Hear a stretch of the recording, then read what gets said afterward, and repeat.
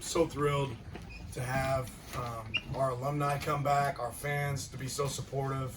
Shout on the in the third quarter. You wonder what that's going to feel like. Seeing that firsthand is obviously a really special moment.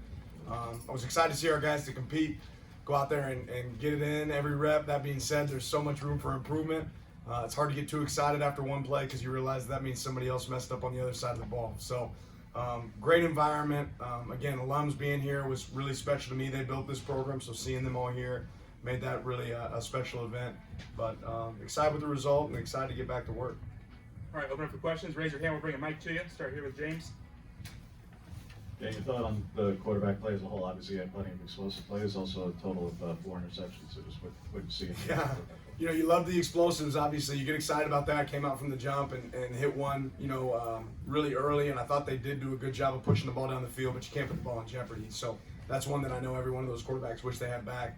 Protecting the ball a little bit better is something you walk away with, for sure. Here in the front, Zach. You kind of mentioned it already, but your first kind of experience as a head coach instead of just coordinator. Just kind of walk through that a little bit and how it was start to finish. Yeah, you could smell it out there today. There was a tailgate experience. The environment is something that we played in pregame in our meeting today. We kind of showed, hey, what's the awesome environment? What's it like to play here? And I think our players got a chance to really experience that today. Where we have over 42,000 fans. That's pretty special for a spring game. Here in the front, Matt. Spring games, people often make a big deal out of practice of the game, and it's one of just 15. How consistent was this to the other 15 practices, or I guess 14? Ultimately, I think some guys really stood up today and made big plays. But I was excited to see the guys that made plays in spring made plays today. I think there was some carryover there, and I think that the consistency of that approach day in and day out, that's going to lead to opportunities. Third row on the right, Antoine. This program has seen some high-powered offenses before. So just kind of what is your expectation heading into the season, and did the fans kind of get a glimpse of what this offense could potentially be today? We want to be an explosive offense. I think I've said it several times. Explosive plays and takeaways are the two main determining factors of wins and losses. So, yeah, that's something we want to be. I certainly don't think we're there yet, and we've got a long ways to go. But we saw some steps in the right direction. Second row in the middle. Walk me through that first drive. There's 3 catches, 75-yard drive. Seth McGee had 2 catches, 74 yards. What was it about starting the game so aggressively that you guys had in the plan? It's funny. You don't know if a play's going to connect. Kenny called a shot early on there in the game, and it came open. It was a good ball, good throw, and good catch by 7, good yards after catch. But defense gave themselves a chance by getting them down. Right, going into the red area there. I think a run right after that was almost either a TFL or a short gain. And then they're able to bang it in there on the next play to 7. It was a little deep on the route, but great job coming down with the ball. Obviously, a big play for him. Second row on the left, Eric. Some of the turnovers were forced by younger players, JJ and Jaleel being 2 of them. Can you just speak to the efforts there and kind of how you saw, the defense go? I think 4 or 5 turnovers, in the game, so aggressiveness. Yeah, I don't know if I've been around a defensive coordinator that emphasizes takeaways as much as Tosh Lapoy, and our defensive staff does a phenomenal job, the entire crew. And one thing we've realized is if you can create takeaways, you give yourself the chance. I think Yellow early on would have ran away with the game if they hadn't turned the ball over a couple times. They kept it close because of that. Some big takeaways by the Green D. Go across the front, James, then Sam, then Max. Dan, DJ Johnson, we've obviously seen for years here in this program flashes from him on both sides, particularly on defense. But where he's there now full-time, and to have fans are going to make a lot of big declarations after he has the kind of disruption he has today, how disruptive do you believe he can be when it counts in the fall? I think DJ can be, one of the best players in the conference. I see him develop every single day in and day out. One of the best players in the nation if he continues to push himself to the level he's capable of. I'm excited to see what he did today, but he has that growth mindset, right? He's got to go say, okay, what can I do better?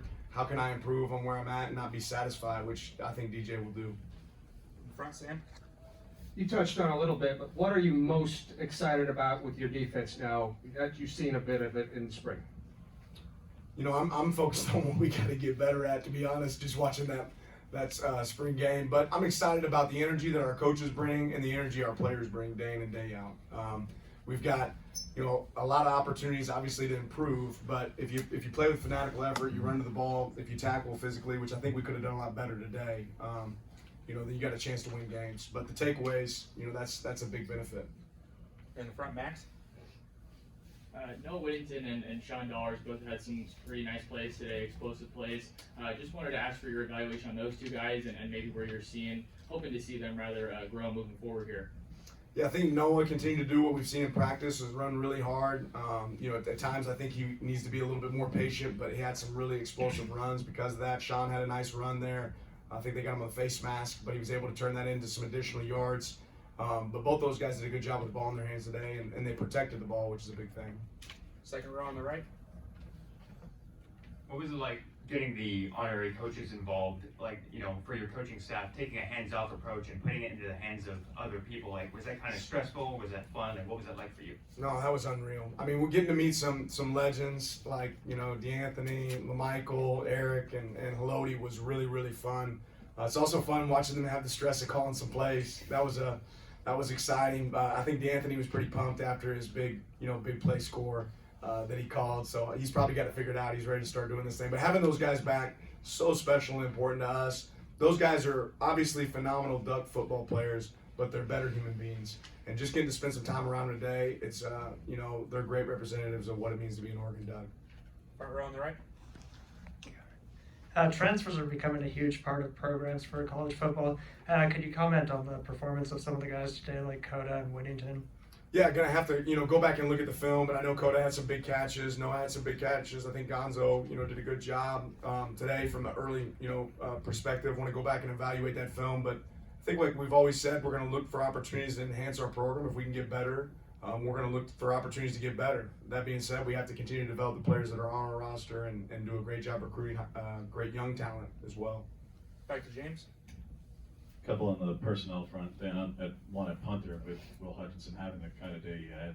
What have you seen from him this spring? And with that, we've seen that Tom Snee and Christian Williams obviously not on the rosters. What's their status?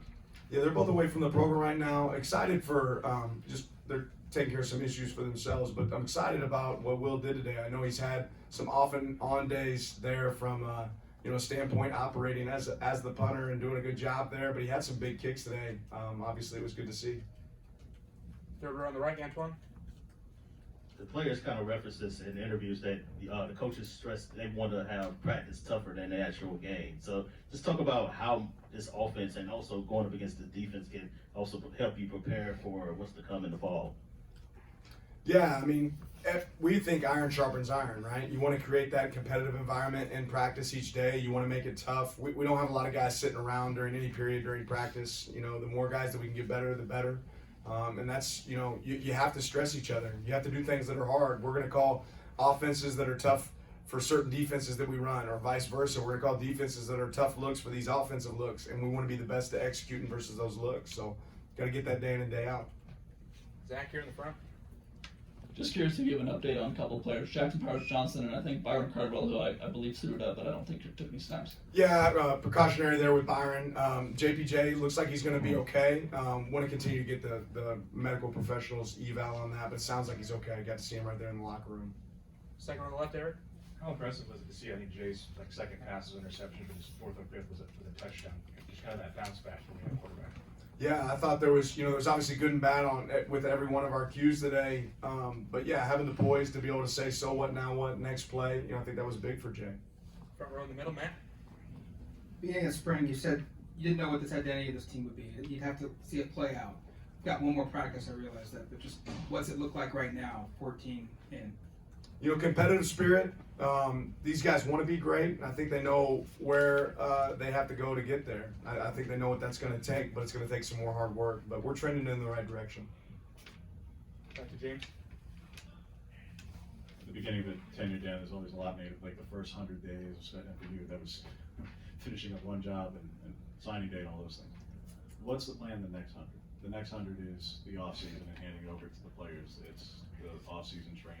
It's leading up to fall camp. So what's the next 100 look like in your mind? How is that mapped out as a head coach for you? Yeah, there's a lot of pieces, a lot of moving parts. We'll have, a recap basically of where we followed up this spring, exit interviews, opportunities to enhance and grow. I think our coaches will have a chance to sit down with me and be evaluated as well as our players with their coaches. And then we're entering, an opportunity to get on the road and do evaluations from a recruiting standpoint over the next month and a half, where we get to go out and see prospects that could potentially be Oregon Ducks. So that'll be a big part of it. And then head right into summer camp. This will be a big phase for us in the strength and conditioning phase, where we're going to put on some weight, some mass, build some bulk and strength, and then obviously big recovery opportunities as we work our way into the summer.